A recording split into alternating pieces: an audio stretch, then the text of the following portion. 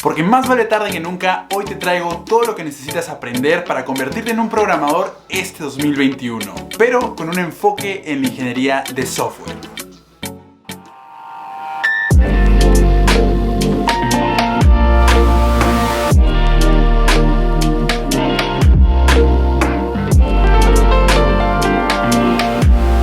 Este video estará dividido en dos partes. En el primer video hablaremos de la ruta del programador y en el segundo hablaremos de la ruta del ingeniero de software. Esta es la primera parte, así que quédate hasta el final para continuar con la siguiente. He visto muchas rutas del programador allá afuera, algunas bastante buenas, pero la mayoría con un enfoque en convertirte en un desarrollador web o full stack, lo que no está para nada mal. Pero existen muchos otros caminos que tú podrías tomar y creo que sería bueno que también los conozcas. Sin importar el camino que elijas, lo más importante es que tú sigas el tuyo propio. El camino será largo, pero les aseguro que valdrá la pena, así que abróchense los cinturones y empecemos. Lo primero que necesitas conocer son los fundamentos de la programación. Yo sé que probablemente quieres empezar a programar ya y ver tus creaciones cobrar vida en la internet. Pero es importante que antes que escribas tu primera línea de código entiendas bien cuáles son los fundamentos de la programación. Cuando hablamos de fundamentos de la programación nos referimos a cosas básicas como cómo funciona un programa de computadora, cuáles son los recursos computacionales que se necesitan para que funcione, qué son los bits y bytes, cuáles son los diferentes tipos de datos que se utilizan en los lenguajes de programación, qué es una variable, qué es una estructura, qué es un algoritmo. Entre las cosas fundamentales también está la notación Big O para determinar la complejidad en tiempo y espacio de un algoritmo y así decidir cuándo un algoritmo es más eficiente que otro para un determinado problema. Otra de las cosas que aprenderás aquí son operadores lógicos, bucles y condicionales. Aquí también aprenderás a escribir pseudocódigo, que es una forma de escribir un programa enfocándote más en la lógica de este antes que en el lenguaje de programación que vayas a utilizar. Muchos me preguntan si necesitas matemáticas para programar, y la verdad es que en este punto probablemente no vayas a utilizar mucha mate, pero entender los conceptos matemáticos de vectores y matrices sí podría ayudarte. Una buena herramienta y además muy divertida la mencioné en mi video en el que hablo sobre cómo aprender a programar con Flappy Bird. Te dejaré una tarjetita por aquí si quieres ir a verlo después. Segundo punto, una vez que ya te familiarizaste con los fundamentos de la programación, lo siguiente que necesitas es saber qué herramientas vas a necesitar para empezar a programar. En primer lugar, debes tener un editor de texto. La verdad es que puedes empezar a escribir código en un notepad. Pero si quieres tener herramientas que te muestren errores en tu código, que te resalten cuando estás hablando de una variable o de una función y te alineen tu código para que se vea más ordenado, probablemente vayas a necesitar una herramienta un poco más poderosa. La herramienta que te recomiendo es Visual Studio Code. Visual Studio Code es un editor de texto que soporta distintos lenguajes de programación, pero además puedes instalarle plugins que convertirán a Visual Studio Code en un notepad con esteroides. La siguiente herramienta con la que deberías familiarizarte es la terminal. Esa pantallita negra que solemos ver en las películas de hackers, tranquilo que no es tan complicado como se ve en las películas. Con la terminal puedes hacer muchísimas cosas, pero en este punto te va a servir muchísimo aprender comandos básicos para crear un archivo, moverlo, eliminarlo, navegar entre tu directorio de archivos y editar alguno rápidamente. No le tengas miedo a la terminal. En tercer lugar, lo que deberías aprender es sobre programación web básica. Ahora puedes estar pensando, Juan Carlos, pero creí que esta ruta no iba a ser sobre programación web. Vamos con calma. Si bien hay muchos caminos que puedes tomar como programador, en un mundo donde todos los sistemas y aplicaciones están interconectadas entre sí, es muy difícil encontrar una aplicación o programa que no requiera ninguna conexión a internet. Por eso es importante que sepas las bases y los fundamentos de la programación web. Entender cómo funciona una página web, saber que no es por arte de magia que de pronto aparece en internet. Otra de las cosas que aprenderás aquí es el modelo cliente-servidor, que es un servicio web, qué es una base de datos y cuáles son los distintos tipos de servidores que existen. Otra cosa importante que aprenderás aquí es cuál es la diferencia entre un frontend, backend y un full stack. Y vamos a hablar de eso en un rato más. Finalmente, lo más importante que aprenderás aquí es sobre HTML, CSS y JavaScript, que son las tecnologías fundamentales para poder crear cualquier página web. Si crear una página web fuera como crear una casa, las bases y los cimientos los construirías con HTML. Los acabados que utilizarás como las losetas del baño, la madera de los armarios, la pintura en las paredes y el color de las cortinas lo definirás con CSS. Finalmente, todo el cableado eléctrico, tu conexión a internet, tu cable y tu teléfono lo harás con JavaScript. Con JavaScript también le podrás dar inteligencia a tu casa y, por qué no, prender y apagar las luces con un botón. Llegó el momento decisivo, la cuarta parada en nuestra ruta del programador. Llegó el momento de decidir si quieres ser frontend o backend. Para entender rápidamente esta distinción, frontend es todo lo que el usuario puede ver y con lo que puede interactuar, como en la aplicación de donde estás viendo este video. Mientras el backend es todo lo que está detrás, la lógica para subir videos, almacenarlos en algún servidor y el famoso algoritmo de YouTube que te ha recomendado este video. Si te gustaría crear aplicaciones que se vean bien, que le brinden una experiencia al usuario impresionante, que tenga animaciones, sonidos y demás experiencias interactivas y visuales, probablemente lo tuyo sea el frontend. Mientras que si tú quieres crear la lógica detrás de todo, crear servicios web, trabajar con bases de datos y algoritmos, quizá lo tuyo sea el backend. Elegir cualquiera de estos caminos es como elegir tu primer Pokémon. Siempre tienes que elegir uno al principio, pero bien sabes que puedes capturarlos a todos y convertirte en un maestro Pokémon. A ese programador se le conoce como Full Stack, ya que ha logrado dominar tanto el frontend como el backend. Pero aquí es donde la cosa se pone interesante. Cuando hablamos de backend es muy sencillo entender de qué estamos hablando, ya que cuando hablamos de backend por lo general nos referimos a la creación de servicios web. Pero cuando hablamos del frontend podemos estar hablando de muchas otras cosas más allá de la web. Crear una aplicación para celular también es frontend. Incluso si quieres crear una aplicación para un smartwatch, también es frontend. Puedes crear aplicaciones para Smart TV, para Mac, para PC y muchas otras plataformas. Para motivos de este video solamente vamos a hablar del frontend web y del frontend mobile, ya que son las plataformas más usadas y en donde vas a encontrar más oportunidades de trabajo. Una vez que decidiste por dónde quieres comenzar, lo siguiente que necesitarás es un lenguaje de programación. Si elegiste frontend web, lo que aprendiste en tus fundamentos de programación web te servirá muy bien de base, ya que el lenguaje de programación que utilizarás es JavaScript. Por otro lado, si elegiste frontend mobile, tienes muchas otras opciones. Si es que quieres desarrollar aplicaciones para iOS de forma nativa, puedes elegir Objective-C o Swift. Por otro lado, si quieres desarrollar apps para Android de forma nativa, tienes Java y Kotlin. Pero también tienes la oportunidad de crear aplicaciones con tecnologías multiplataforma. Para eso necesitarás aprender otros lenguajes de programación como Dart para Flutter o JavaScript para React Native. Mi recomendación sería que vayas primero por lo nativo antes que lo multiplataforma. Ahora, si elegiste empezar por el backend, tienes muchas más opciones de lenguajes de programación. Puedes continuar con JavaScript y aprender Node.js, que es JavaScript del lado del servidor. También puedes aprender TypeScript, que es un lenguaje escrito sobre JavaScript, que le agrega muchas otras funcionalidades. También puedes aprender Java, C#, PHP, Python, Perl, Ruby, Rust y Go, entre muchos otros. Lo sé, es mucha información, cómo saber por dónde empezar. Si quieres saber con qué lenguaje de programación comenzar, he hablado sobre eso en un video anteriormente, así que te dejaré el link por aquí también si quieres ir a verlo. Listo, entonces ya elegiste cuál va a ser tu primer Pokémon y el lenguaje de programación que vas a utilizar. Lo siguiente que necesitarás es un IDE.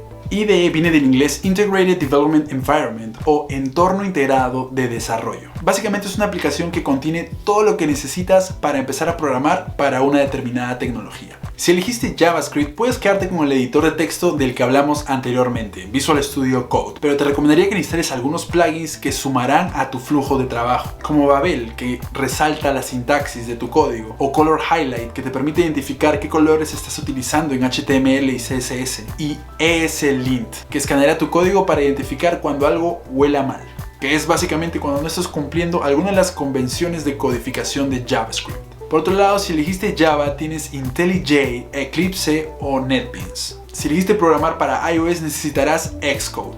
Por otro lado, si elegiste Android, necesitarás Android Studio. Los demás lenguajes de programación también tienen sus respectivos IDEs. Sin importar el IDE que hayas elegido, lo importante es que aprendas a utilizarlo. Como verás, hay distintos iconos y botones y menús por todos lados. Y puede resultar un poco confuso al inicio, pero aprender a dominarlo va a hacer que tu flujo de trabajo sea más ágil. Lo siguiente en nuestra lista es elegir el framework que vamos a utilizar. Si elegiste Frontend Web, tienes 3 frameworks principales que puedes aprender: Angular, React o Vue. Por otro lado, si elegiste iOS nativo, ahora puedes elegir entre crear aplicaciones con UIKit o crearlos con Swift UI. Por otro lado, si elegiste Android nativo, el SDK de Android viene a ser la base para todo.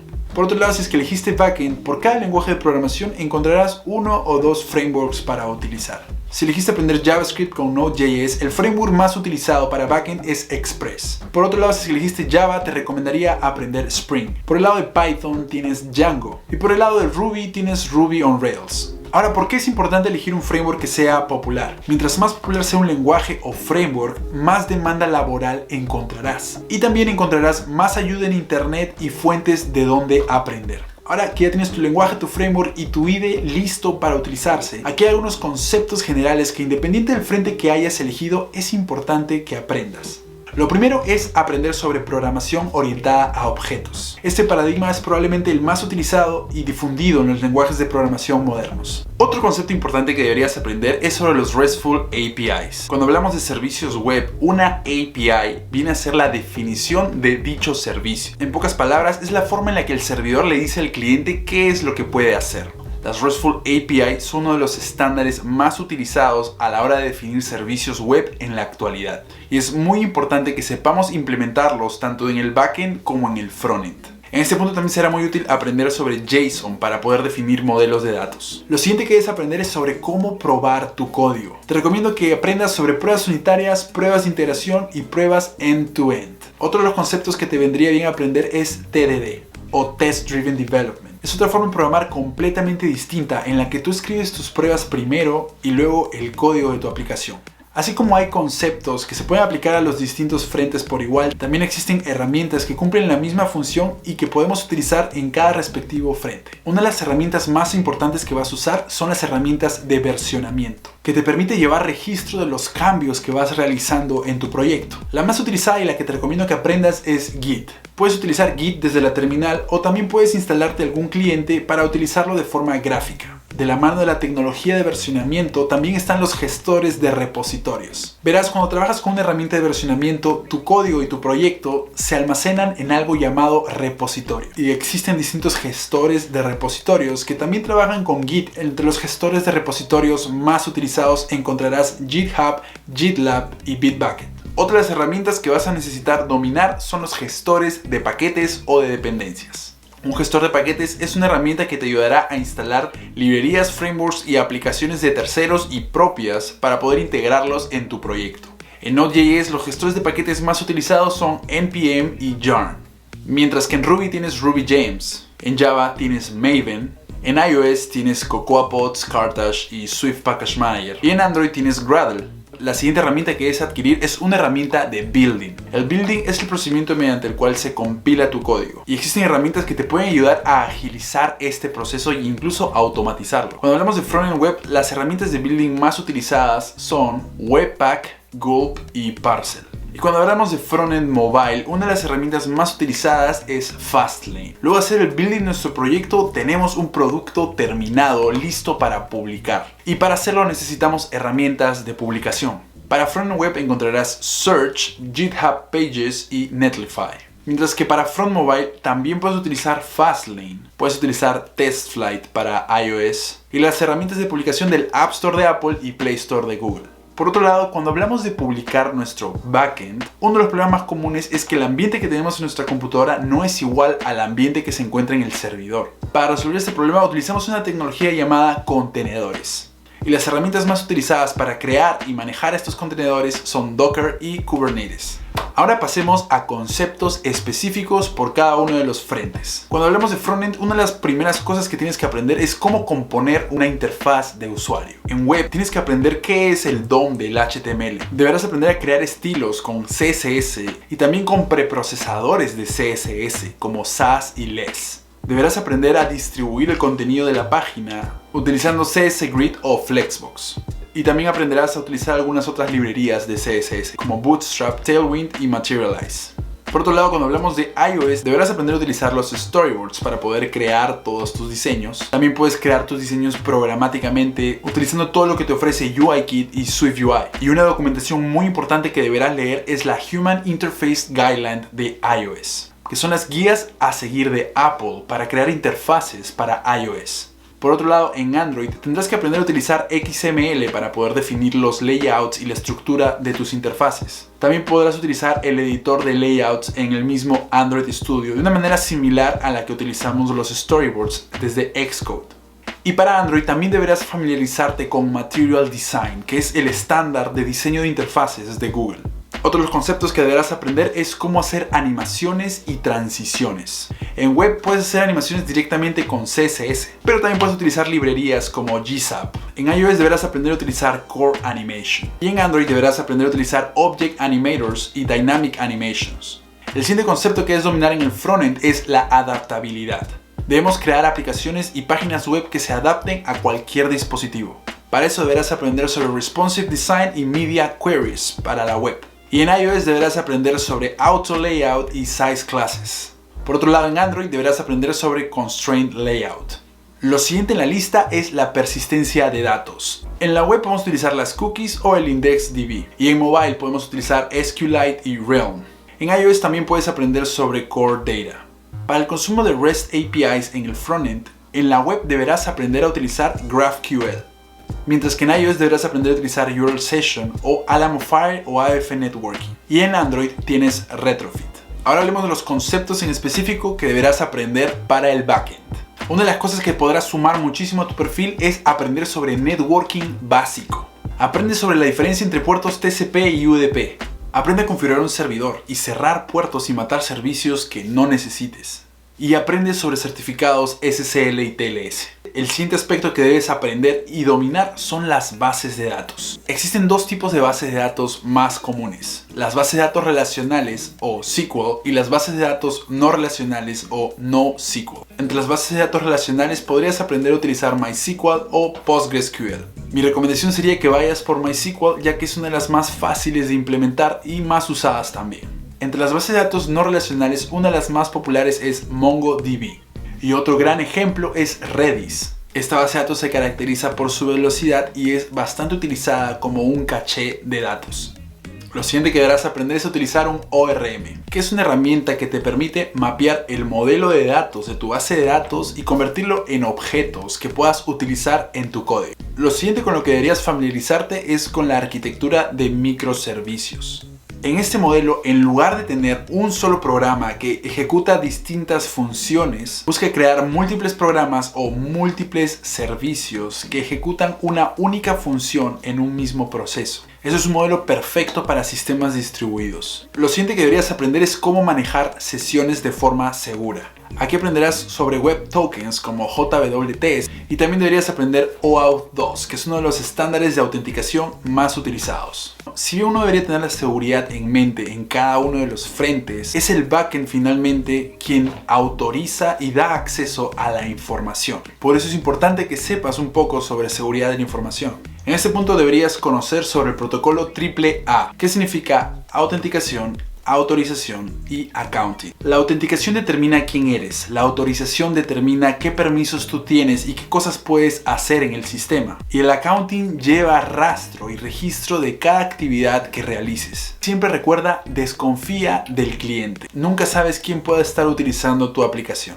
Otro concepto que deberías aprender es sobre serverless. Esta es una tendencia que cada vez está siendo más popular, en la que tienes distintos tipos de servicios disponibles a demanda y en donde no te tienes que preocupar mucho por configurar el servidor o programar algún servicio. Y finalmente, otro concepto que podrías aprender es sobre streaming. El streaming de video, por ejemplo, o de audio, son servicios que cada vez son más y más populares. Tecnologías que podrías aprender son Socket.io y gRPC. Finalmente existe otro desvío que podríamos tomar en nuestra ruta como programadores, y este es el de DevOps. DevOps viene del inglés Development Operations o operaciones de desarrollo. El objetivo del DevOps será optimizar al máximo todos los procesos mediante el cual distribuimos nuestro software, asegurando también la disponibilidad de nuestros servicios. Entre los conceptos importantes que deberás aprender está CI/CD, que significa integración continua y entrega continua. También deberás aprender las diferencias entre un SLI, un SLA y un SLO. Por otro lado, deberás aprender a configurar e implementar servidores de automatización como Jenkins o Jarvis. De la mano de eso deberás aprender a crear pipelines, que son procesos que se ejecutan automáticamente al agregar algún cambio en un repositorio. Lo otro que deberás aprender son los servicios cloud. Existen tres grandes proveedores en la nube actualmente: AWS de Amazon, Google Cloud Platform de Google y finalmente tenemos Azure de Microsoft. En DevOps deberás aprender a familiarizarte con los distintos servicios que estos proveedores ofrecen. Lo siguiente que deberás dominar es la gestión de contenedores. Deberás aprender a utilizar Docker, Kubernetes y también deberás aprender a utilizar contenedores de distintos otros proveedores como Amazon EKS, por ejemplo. Bueno, llegamos al final de este video. Sé que ha sido un camino largo. Si has llegado hasta aquí, gracias por quedarte hasta aquí. Probablemente te hayas quedado con más preguntas que respuestas. La idea de este video es servirte como una guía para que tú mismo puedas empezar a construir tu camino y aprender lo que realmente desees aprender. Si hay alguna tecnología en puntual en la que te gustaría que conversemos más adelante, déjamelo en los comentarios. Recuerda que estaré sacando la segunda parte de este video donde hablaremos más sobre ingeniería de software muy pronto, así que suscríbete para que no te lo pierdas. Y bueno, mi nombre es Juan Carlos y como siempre espero que estén bien. Nos vemos hasta la próxima.